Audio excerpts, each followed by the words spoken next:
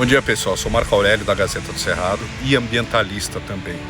E nós da Gazeta tivemos neste mês de junho, dia 5 de junho, Dia Mundial do Meio Ambiente, e a gente fez uma proposta que a deputada estadual Luana Ribeiro acatou e acabou apresentando um projeto de lei que ainda não virou lei, que é o Dia da Mata Ciliar.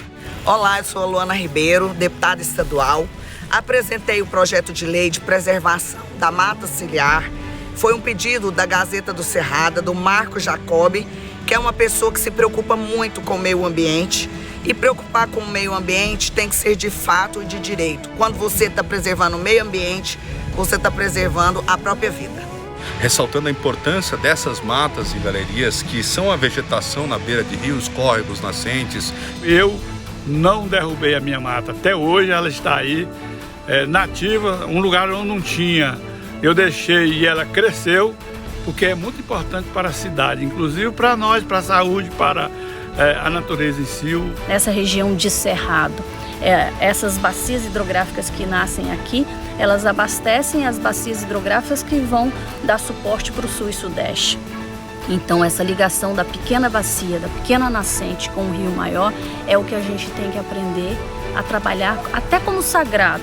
Então essa paisagem, formando esses corredores com as matas ciliares, vai favorecer o fluxo, principalmente de insetos predadores, de outros insetos, mantendo o equilíbrio biológico e reduzindo assim o uso de pesticidas. Situações críticas em que a população, devido a diversas situações, constrói em cima dessas áreas, constrói em cima do próprio corpo hídrico, e isso acaba poluindo o corpo hídrico, causando degradação dele, como um assoreamento. A educação ambiental faz o aluno pensar como indivíduo.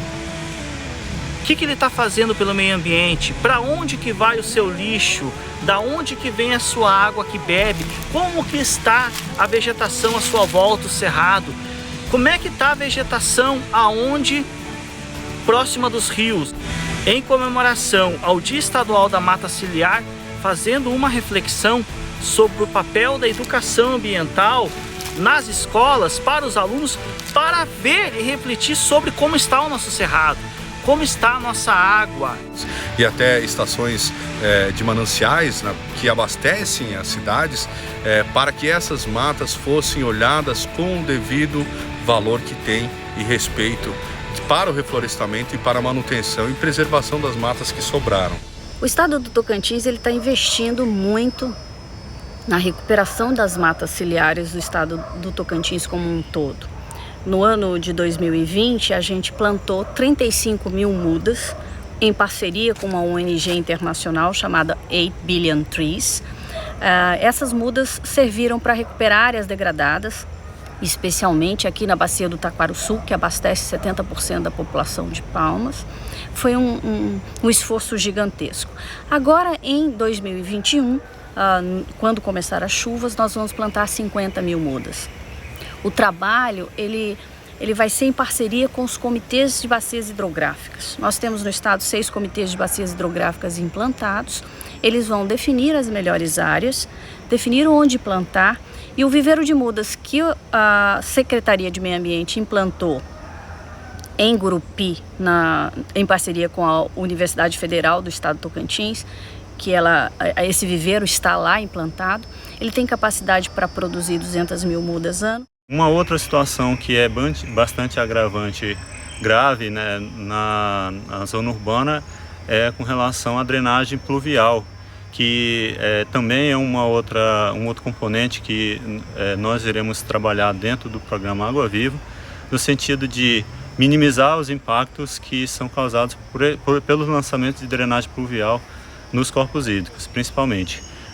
Aí a ideia é trazer melhorias nas estruturas que já foram implantadas, como aprimorar os sistemas novos a serem implantados, implantando em todo o município, em toda a zona urbana, a drenagem pluvial sustentável, que é uma demanda, é uma necessidade, porque a gente sabe que o município vai crescer, a zona urbana vai aumentar, vão ser implementadas novas quadras e avenidas e tudo mais. Há essa necessidade de dar vazão para a drenagem, né, das vias e tudo mais, mas isso tem que ser feito de forma responsável. Sabemos que as matas ciliares são de extrema importância para a preservação de um dos principais recursos produtivos para o agronegócio, que é a água. Boa parte dos produtores rurais já tem se conscientizado, tanto é que estão se regularizando nos cadastros ambientais, procuram adotar práticas sustentáveis de produção, protegendo o solo, melhorando a infiltração da água no solo.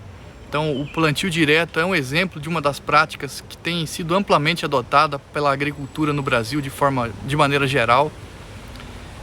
E dentro desse contexto, o curso de Engenharia Agronômica da Unitins também tem essa visão e essa preocupação da manutenção e da conservação desses recursos naturais que são fundamentais para a manutenção de um agronegócio crescente. O custo principal não é nem o plantio, nem a produção de mudas, mas e sim a manutenção, porque nos primeiros 2 anos você tem que monitorar essa muda para ver se ela cresce. E nós dizemos que nós temos o fator F, né? O que é o fator F? É o fogo e a formiga. Então sempre tem ataques de fogo e formiga, você perde todo o seu investimento. Então você tem que ter muito cuidado. Então você tem que monitorar durante 2 anos para ver se a muda realmente está estruturada para recuperar essa bacia. Essas nascentes, especialmente aquelas nascentes mais frágeis. A gente tem que pensar na sinergia, na ligação que tem cada córregozinho com um rio médio e com um rio maior. Se você vai matando as pequenas nascentes dos córregozinhos, você indiretamente, ou mesmo, vamos dizer, mesmo diretamente, você mata um rio maior. Então, cada nascente vale a pena, cada pedacinho de mata ciliar vale a pena e cada árvore vale a pena. Porque é ali que você vai manter e proteger aquele curso d'água e vai fazer com que nós tenhamos água em quantidade e em qualidade para abastecer toda a nossa população. A preservação das matas ciliares pode ser feita tanto de zona urbana como zona rural. Não há diferenciação. Por quê? Primeiro que tem que ser preservado, tem que ser respeitado o que diz a norma, a legislação. No município de Palmas, nós temos aí o Código Florestal, que determina a preservação e o respeito dos limites da faixa de APP. Por exemplo, num córrego desse porte é de 30 metros para cada lado do curso e na nascente 50 metros. Mas também foi implementado no plano diretor do município a zona urbana do município tem que ter a área de preservação, a APP, de 42 metros. Partindo desse pressuposto, nós temos que implementar os projetos para a recuperação dessas áreas e preservação delas. É possível sim, precisa ser trabalhado com a população, precisa ser implementados os projetos para que nós consigamos restaurar essas áreas e manter esses corpos hídricos vivos.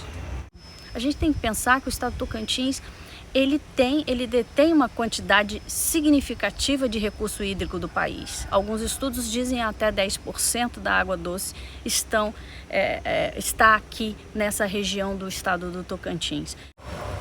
A água, então, nesse contexto é de fundamental importância. Então o curso tem disciplinas que focam, a parte ambiental, a regularização ambiental das propriedades rurais, disciplinas que focam a produção sustentável, então que ensinam práticas para os futuros engenheiros agrônomos para serem adotadas visando a preservação do meio ambiente e dos recursos, Os principais recursos produtivos do agronegócio é o solo e a água, Junto com o clima, mas principalmente o solo e a água. Então a preocupação é muito grande nesse aspecto. Então proteger o solo e junto às matas ciliares para manter a água, perenizar essa água nas propriedades rurais.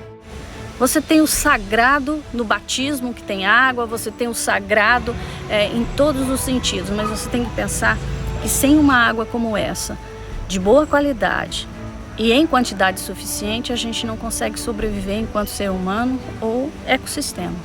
Então é por isso que o estado do Tocantins investe, e investe muito, na recuperação das nascentes e também no trabalho de educação ambiental para fazer com que uma nascente não seja degradada. A primeira coisa, não degrade, mas se degradar, a gente ajuda a recuperar. Então, de maneira geral, seria isso, A agricultura, ela se preocupa nesse aspecto. Os pequenos agricultores já adotam práticas, os grandes agricultores também, que favorecem a essa produção sustentável. Vamos preservar as nossas matas, as nossas nascentes dos rios, preservar a vida humana. Realizar esse evento de hoje, que é um marco para o primeiro dia estadual da mata ciliar na história do Tocantins. Então isso é uma grande vitória, esse projeto espero que seja aprovado e será, e com isso a gente dá um passo numa caminhada que deve ser muito longa para preservar todos os córregos, rios e principalmente as nascentes do nosso estado, para que a gente consiga manter, não ter os rios assoreados, não ter os insetos e as pragas, né, sem o controle natural que pode ser feito, né, tendo que abusar aí dos agrotóxicos. Então a gente espera poder contribuir com isso, pelo menos um pouquinho, né, para a humanidade e para a preservação ambiental. Muito obrigado. Gratidão.